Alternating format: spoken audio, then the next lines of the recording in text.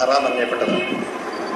പിന്നെ പറയണം എല്ലാവരോടും, കുപ്പായും തുണിയും മാത്രം പോരാ, സാരി എടുക്കൽ ഫർളാണെന്ന് പറയണം. എന്നാ പറയട്ടെ, സ്ത്രീകൾക്ക് സാരി എടുക്കൽ ഫർള്. സാരി ഫർള് പോയിട്ട് കറാഹത്തായിരുന്നു മുമ്പ്. സാരി എടുക്കല് അത് കറാഹത്താണ്. അത് ഹിന്ദു സ്ത്രീകളാണ് ആ സമ്പ്രദായം സാരി കഴിഞ്ഞ് നടക്കല്. നമുക്ക് കറാഹത്താണെന്നായിരുന്നു ഇക്കാലം വരെ പറഞ്ഞിരുന്നു. ഏതിലാവട്ടെ, ഇപ്പൊ അത് ഹലാലായിട്ടുള്ളൂ. ഇനി ഫർളാക്കാനൊന്നും നോക്കണ്ട.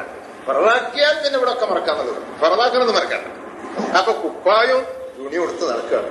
ആ കുപ്പായം തുണിന്റെ ജോയിന്റെ ഇടയിൽ അരയിൽ ഇവിടെ നിറങ്ങണ്ട, അരഭാഗം കുറച്ചൊക്കെ ഒന്ന് കണ്ടുപോയെങ്കിൽ അതിനു വേണ്ടി ജിഹാദ് വിളിക്കുന്ന ഇവരാരാണെന്നറിയോ? ഇസ്ലാംകാരി 5 എണ്ണം കെട്ടിരിക്കണം.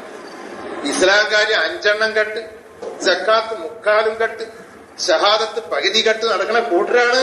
സ്ത്രീകളുടെ തൊലിന്റെ വർണ്ണം എവിടെങ്കിലും കാണുമ്പോഴേക്ക് ഹേലവന നടത്തുന്നത്. അങ്ങനൊന്നും ഹേലവന ആ കാലൊക്കെ പോയി. അപ്പൊ അവരുടെ മുടി മറക്കണമെന്നോ അവരുടെ മുഖം മറക്കണമെന്നോ ഇതൊന്നും ഇസ്ലാമിലില്ല. മാറൊക്കെ മറക്കണം.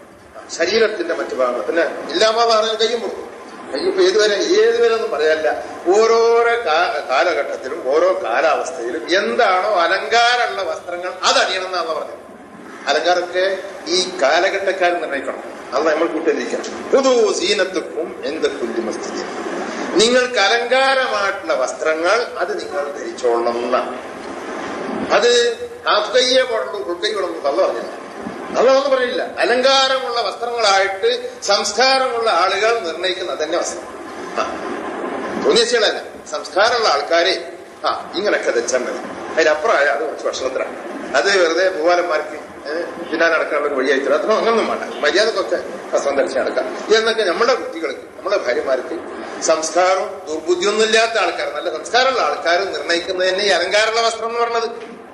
അതാ ഖുർആനിലെ നിയമം പറയാത്തത്. ഇവര് പറഞ്ഞെന്താ? ഇവര് നിയമം പറഞ്ഞിട്ട് എവിടെ എത്തി? മുട്ടുപൂക്കളിന്റെ ഇടയിലുള്ള അതാണ് അവർക്ക്. ആർക്ക്? വെള്ളാട്ടികൾക്ക് പോലും. നോക്കണം, നമ്പർക്ക് തൂക്ക് നോക്കണം. വെള്ളാട്ടികൾക്ക് പോലും മുട്ടുപൂക്കളുടെ ഇടയിലുള്ള അതേ ഔറത്തുള്ളൂ. ഇപ്പൊ വെള്ളാട്ടികളൊക്കെ തോർത്തും കൊണ്ടെടുത്ത് നിക്കരിക്കാന്നാ എഴുതി വെച്ചിരിക്കുന്നത്. അതെ, ഇവിടെ എഴുതിച്ചു, മദ്ഹബിന്റെ കിതാബുകളിൽ എഴുതി വെച്ചിരിക്കുന്നത്. വെള്ളാട്ടികൾക്കൊന്നും അള്ള പറഞ്ഞ എന്താ? എല്ലാവരും നല്ല അലങ്കാരമുള്ള വസ്ത്രങ്ങളായിട്ട് എടുത്ത് വരാവുന്ന അള്ള പറഞ്ഞു. അതിന് വെള്ളാട്ടികളെ ഒഴിവാക്കിയിട്ട് വെറും തോർത്തും കൊണ്ടെടുത്ത് നിക്കരിച്ച മതിയിൽ എഴുതി വെച്ചിരിക്കുന്നത്. ഏതില്? ഷാഫി മദ്ഹബില്, ഹംബലി മാലിക് മദ്ഹബിലൊക്കെ എഴുതി വെച്ചിരിക്കുന്നു. അപ്പൊ ഇവർക്ക് നിർണ്ണയിക്കാനാണ് എന്താ ഈ അലങ്കാരമുള്ള വസ്ത്രം എന്നുള്ളത്. അള്ളാഹു പറഞ്ഞ അലങ്കാര സ്ഥിതി എന്താണെന്ന് ഇവർക്ക് നിർണ്ണയിക്കാൻ മനസ്സിലായോ?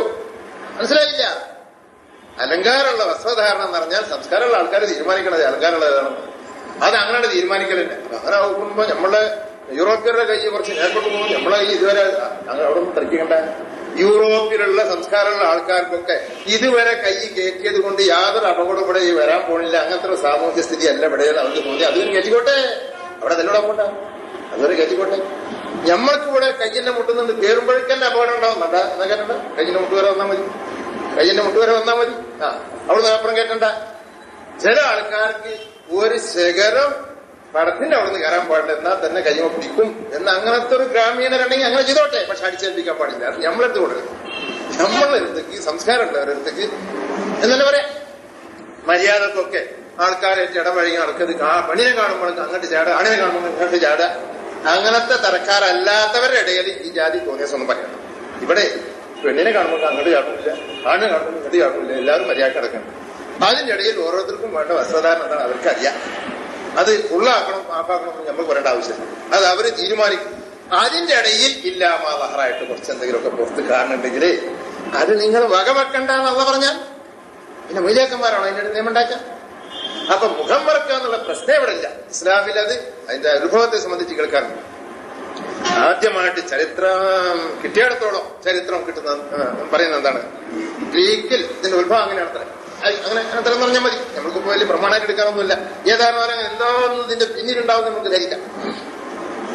ഒരു രാജാവ് അവിടുത്തെ രാജകുടുംബങ്ങളില് ഒരു രാജകുമാരന് കല്യാണം കഴിച്ചു കൊടുത്തത് മറ്റൊരു രാജാവിന്റെ വിരൂപിയായ മകളെ. വിരൂപിയാണ്, ആള് വിരൂപിയാണ്. കാരണവന്മാരുടെ മാതാപിതാക്കളുടെ സമ്മർദ്ദപ്രകാരം കല്യാണം നടക്കേണ്ടി വന്നു എന്നാണ് പറയുന്നത്. അപ്പൊ സാധാരണ വിരൂപിയാണ്. ഒരു റാണിയായിട്ട് കൂടെ കൊണ്ടുവെക്കാൻ മാത്രമുള്ള ഭാഗമൊന്നുമില്ല. പക്ഷെ സ്വത്തും പ്രതാപം രാജാധികാരമൊക്കെ കൂടി നോക്കുമ്പോ കഴിക്കേണ്ടി വന്നു.